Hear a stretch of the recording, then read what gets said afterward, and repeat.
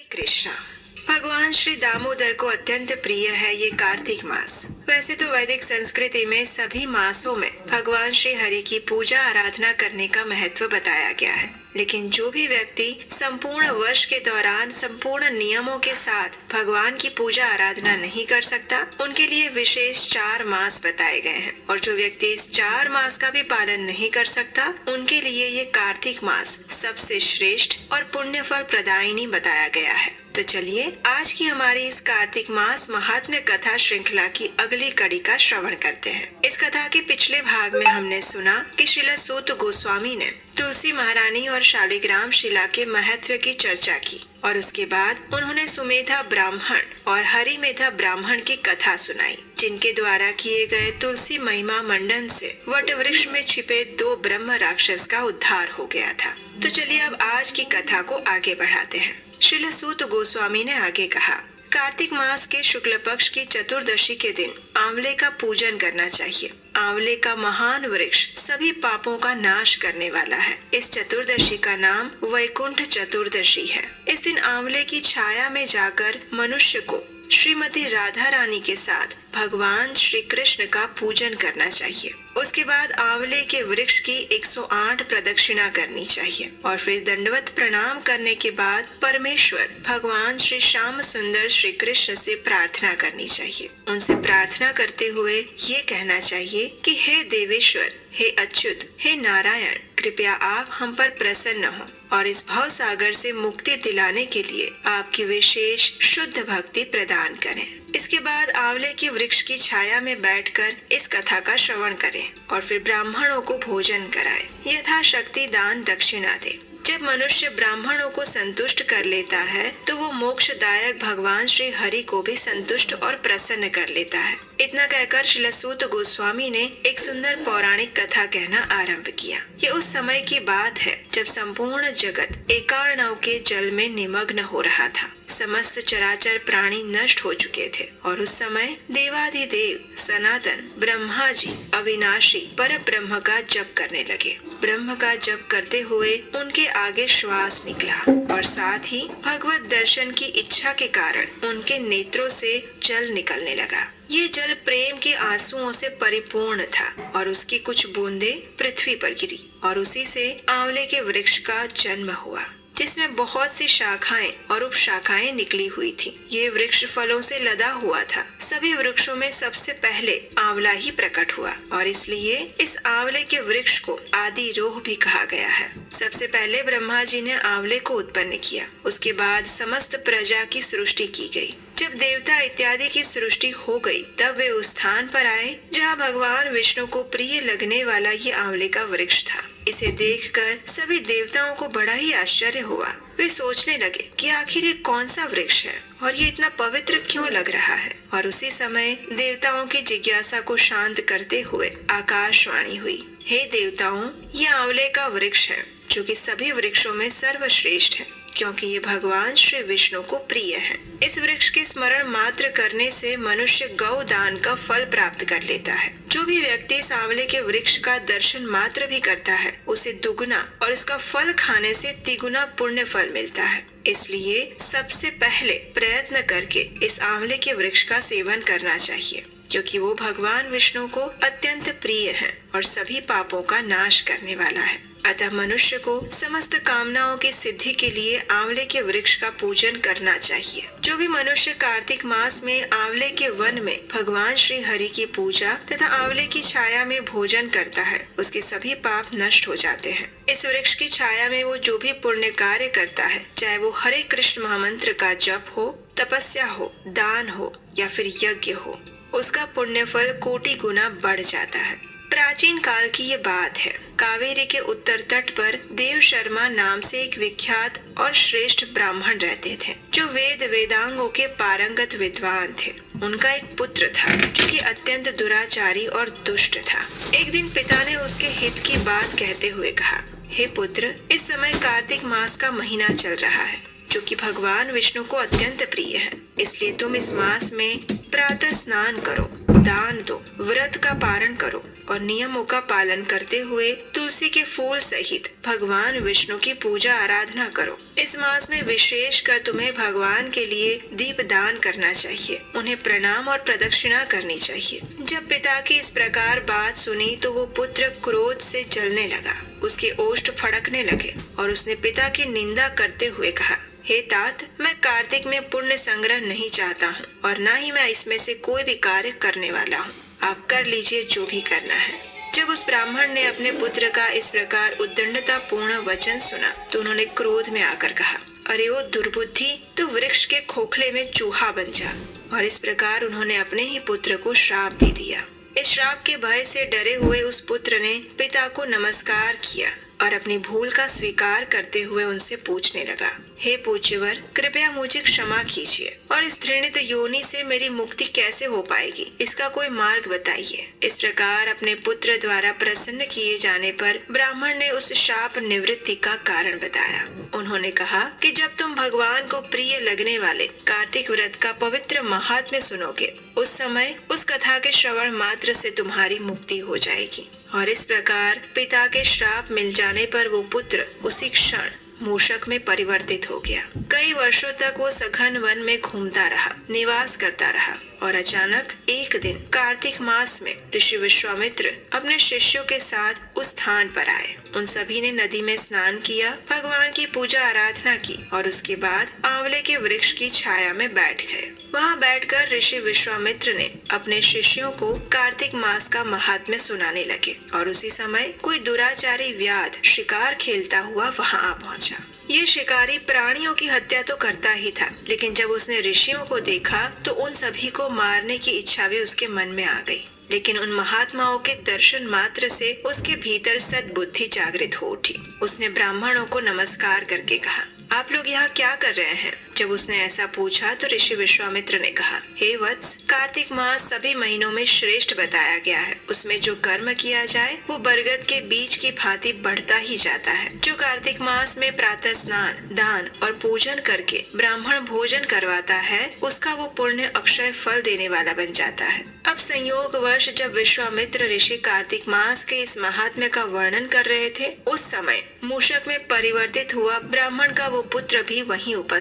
उसने विश्वामित्र ऋषि के मुख से इस प्रकार कार्तिक मास की महिमा सुनी तो उसी समय वो शाप भ्रष्ट ब्राह्मण कुमार मूषक का शरीर छोड़कर तत्काल ही दिव्य देह धारण करके बाहर आ गया। उसने ऋषि विश्वामित्र को प्रणाम किया और अपने पूर्व जीवन का संपूर्ण वृत्तांत उन्हें कह सुनाया। उसके बाद उसने ऋषि से आज्ञा ली, उन्हें प्रणाम किया और उसे लेने के लिए आए हुए स्वर्ग के विमान पर आरूढ़ होकर स्वर्ग की ओर चला गया। ये देखकर ऋषि विश्वामित्र और उस शिकारी दोनों को ही बड़ा आश्चर्य हुआ और ये देखकर उस शिकारी ने भी कार्तिक व्रत का पालन करके भगवान विष्णु के धाम में जाने का संकल्प लिया। उसने ऋषि द्वारा बताए गए सभी दिशा निर्देशों का पालन किया और जीवन के अंत में उसने भी भगवान के धाम को प्राप्त किया। इसलिए कार्तिक मास में हर प्रकार से प्रयत्न करके आंवले की वृक्ष की छाया में बैठना चाहिए। भगवान श्री कृष्ण के सम्मुख उनकी कथा का श्रवण करना चाहिए। जो भी ब्राह्मण इस कार्तिक मास में आंवले और तुलसी की माला धारण करते हैं, उसे अनंत पुण्य फल की प्राप्ति होती है। जो मनुष्य आंवले की छाया में बैठकर दीप माला अर्पित करता है, उसे अनंत पुण्य प्राप्त होता है। विशेषकर तुलसी वृक्ष के नीचे श्री श्री राधा श्याम सुंदर भगवान श्री कृष्ण की पूजा करनी चाहिए। अगर किसी के पास तुलसी का वृक्ष नहीं है तो उसके अभाव में ये शुभ पूजा वो आंवले के वृक्ष के नीचे भी कर सकता है। इस आंवले के वृक्ष के महत्व को बताते हुए श्रील सूत गोस्वामी ने आगे कहा, जो भी मनुष्य आंवले की छाया में बैठकर कार्तिक मास में ब्राह्मण दंपति को एक बार भी भोजन देकर उसके बाद स्वयं भोजन करता है, वो सभी अन्न दोष से मुक्त हो जाता है। जो भी व्यक्ति धन प्राप्त करने की इच्छा रखता है, उस मनुष्य को सदैव आंवलों से स्नान करना चाहिए। विशेषकर एकादशी तिथि को आंवले से स्नान करने पर भगवान विष्णु संतुष्ट होते हैं। नवमी, अमावस्या, सप्तमी, संक्रांति दिन, रविवार, चंद्र ग्रहण और सूर्य ग्रहण के दिन आंवले से स्नान नहीं करना चाहिए। जो भी मनुष्य आंवले की छाया में बैठकर पिंडदान करता है, उसके सभी पितृ भगवान विष्णु के प्रसाद से मोक्ष को प्राप्त कर लेते हैं। तीर्थ हो या फिर घर हो, जहाँ भी मनुष्य आंवले से स्नान करता है वहाँ भगवान विष्णु विराजमान रहते हैं। जिसके शरीर की हड्डियाँ आंवले के स्नान से धोई जाती हैं, वो दोबारा किसी गर्भ में निवास नहीं करता। जिस घर में सदैव आंवला रखा जाता है वहाँ भूत,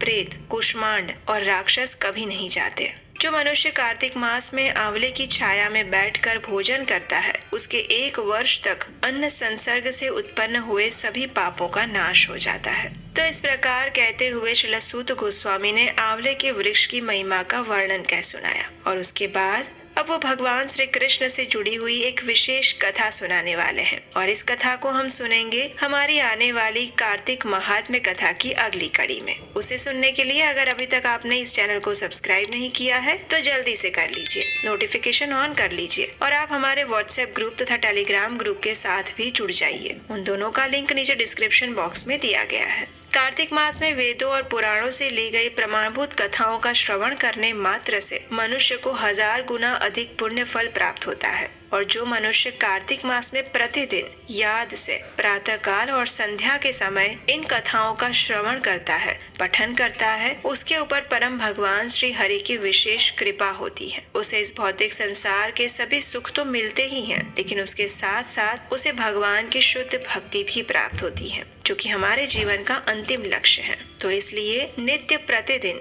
इन कथाओं का श्रवण अवश्य करना चाहिए। कार्तिक मास में अधिक से अधिक तपस्या करनी चाहिए। अपने शरीर को थोड़ा सा कष्ट देकर भगवान की सेवा में लगाना चाहिए। तो इसलिए प्रतिदिन प्रातः काल और संध्या के समय इन कथाओं को याद से सुनने के लिए आप हमारे साथ जुड़े रहिए और हम आपको विश्वास दिलाते हैं कि संपूर्ण कार्तिक मास में हम आपको प्रमाणभूत और वेदों और पुराणों से ली हुई कथाएं ही सुनाएंगे, क्योंकि कार्तिक मास कथा का पुण्य फल पूरा तभी मिलता है जब उन कथा को पूरा सुना जाए और प्रमाणभूत कथाओं को ही सुना जाए। तो इसलिए अगर आपको आज की ये कथा अच्छी लगी है तो उसे लाइक कीजिए, आपके अपने चैनल को सब्सक्राइब कीजिए और इस कथा को अपने मित्रों और परिवारजनों को शेयर कर दीजिए, ताकि इस कार्तिक मास में इन कथाओं का श्रवण करने का पुण्य फल उन्हें भी प्राप्त हो। और हम आपसे मिलेंगे इस कार्तिक महात्म्य कथा की अगली कड़ी के साथ बहुत जल्द। तो आइए अब हम इस पवित्र कार्तिक मास में तुलसी देवी की आरती करते हैं। प्रतिदिन तुलसी देवी की पूजा करते हुए इस तुलसी आरती का स्तवन, पठन और श्रवण करना चाहिए। तो आइए अब हम उसी तुलसी आरती का श्रवण करते हैं।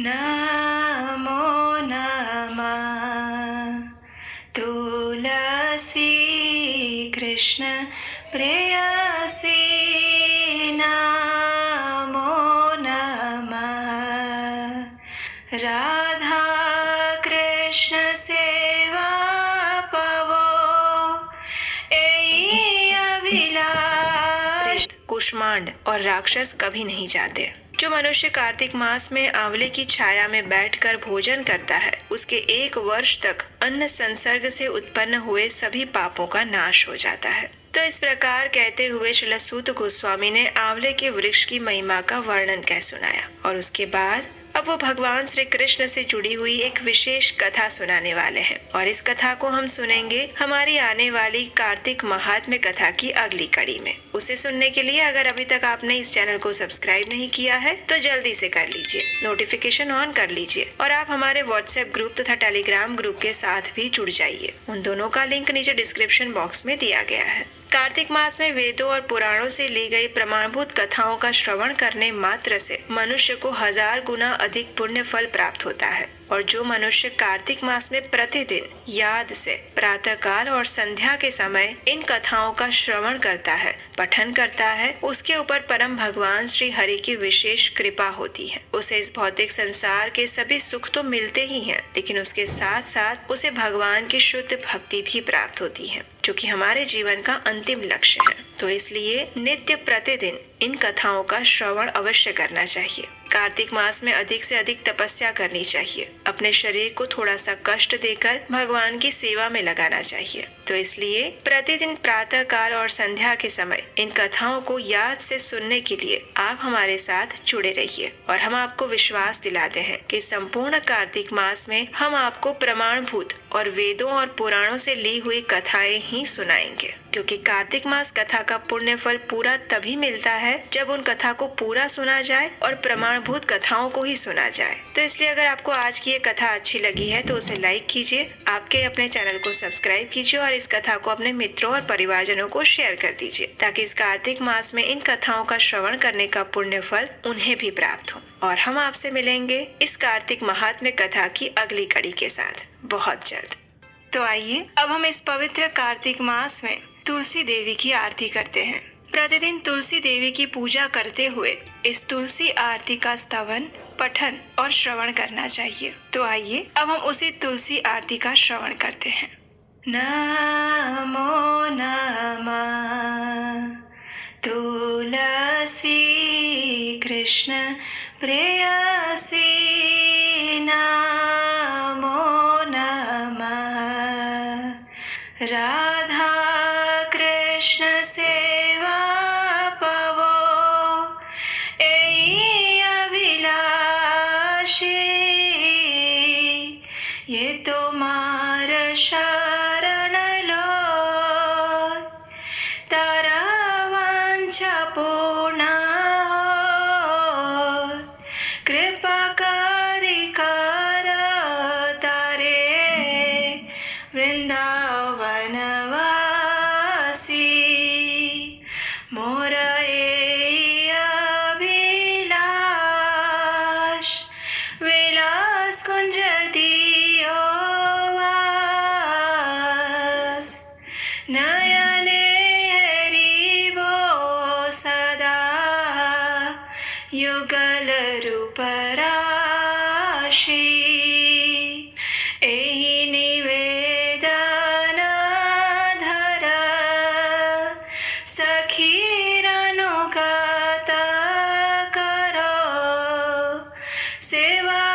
सेवाधिकार दिए करो निज दासी, दीन कृष्ण दासे कहे, एई न मोरा,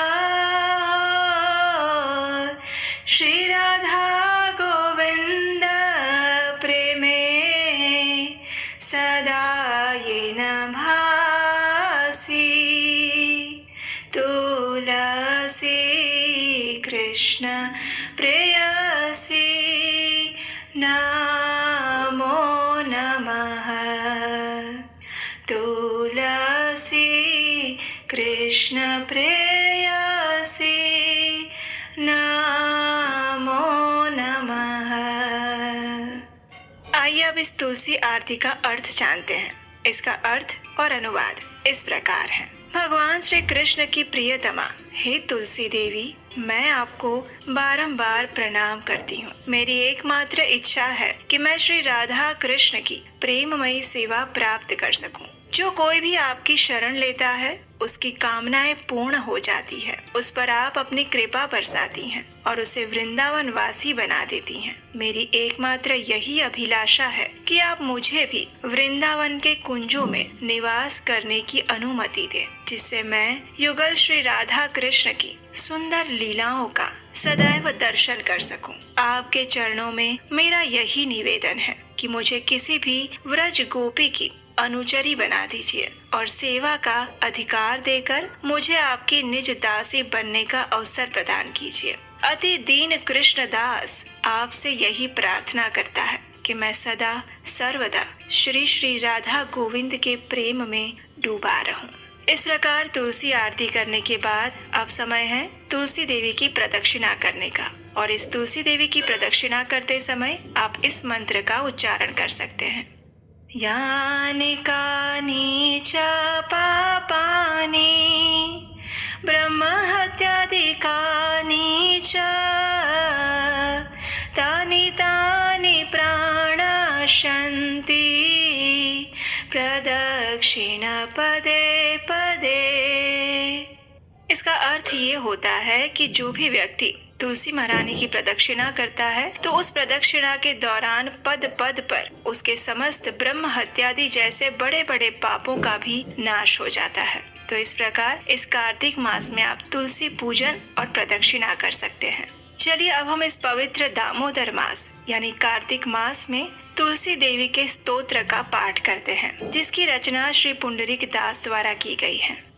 जगद्धात्री नमस्तुभ्यं विष्णोश्च प्रियवल्लभे यथा ब्रह्मादयो देवः सृष्टिस्थित्यन्तकारिणः। नमस्तुलसी कल्याणी नमो विष्णुप्रिये शुभे नमो मोक्षप्रदे देवी नमः सम्पत्प्रदायिके। तुलसी पातु मां नित्यं सर्वापदभ्योऽपि सर्वदा कीर्तितापि स्मृता वापि पवित्रति मानवम्। नमामि शिरसा देवीं तुलसीं विलसत्तनुं यां दृष्ट्वा पापिनो मर्त्या मुच्यन्ते सर्वकिल्बिषात्। तुलस्या रक्षितं सर्व जगत्ते तुच्चराचरं या विनिहन्ति पापानि दृष्ट्वा वा पापिभिर्नरैः। नमस्तुलस्यतीतरां यस्यै बद्धवाञ्जलिं कलौ कलयन्ति सुखं सर्वं स्त्रियो वैश्यास्तथा परे। तुलस्या नापरं किञ्चित् दैवतं जगति तले यथा पवित्रितो लोको विष्णु संगेन वैष्णवः। तुलस्याः पल्लवं विष्णोः शिरस्यारोपितं कलौ आरोपयति सर्वाणि श्रेयांसि वरमस्तके। तुलस्यां सकला देवा वसन्ति सततं यतः अतस्तामर्चये लोके सर्वान् देवान् समर्चयन्। नमस्तुलसी सर्वज्ञे पुरुषोत्तमवल्लभे पाहि मां सर्वपापेभ्यः सर्वसम्पत्प्रदायिके। इति स्तोत्रं पुरा गीतं पुण्डरीकेण धीमता विष्णुम् अर्चयता नित्यं शोभनैस्तुलसीदलैः। तुलसी श्री महालक्ष्मी विद्या विद्या यशस्विनी धर्म्या धर्मानना देवी देवी देव मनः प्रिया। लक्ष्मी प्रिय सखी देवी द्यौर्भूमिरचलाचला षोडशैतानि नामानि तुलस्या कीर्तयन् नरः। लभते सुतरां भक्तिम् अन्ते विष्णुपदं लभेत्। तुलसी भूर्महालक्ष्मीः पद्मिनी श्रीहरिप्रिया। तुलसी श्री सखी शुभे पापहारिणि पुण्यदे नमस्ते नारद नूते नारायण मनः प्रिये। आइए अब इस तुलसी स्तोत्र का अनुवाद और भावार्थ समझते हैं। श्रीमती तुलसी देवी ब्रह्मांड की माता और भगवान विष्णु की परम प्रिय संगिनी है, जिनके कारण ब्रह्मा आदि देवता सृजन, पालन और संहार के कार्य संपन्न करते हैं। हे श्रीमती तुलसी देवी, मैं आपको दंडवत प्रणाम करता हूँ। आप सद्गुणी हैं, कल्याणकारी हैं और भगवान विष्णु को प्रिय हैं। आप धन, संपत्ति और मुक्ति प्रदान करने वाली हैं। श्रीमती तुलसी देवी प्रत्येक स्थिति में समस्त विपदाओं से निरंतर मेरी रक्षा करें। आपकी स्तुति और मात्र स्मरण करने से ही लोगों को पवित्र कर देता है। मैं श्रीमती तुलसी देवी को शीश झुकाकर प्रणाम करता हूँ, जिनका तेजवान और दमकता रूप जिसको देखकर पापी नश्वर मनुष्य समस्त दोषों से मुक्त हो जाते हैं। समस्त चर और अचर वस्तुओं सहित इस संपूर्ण जगत की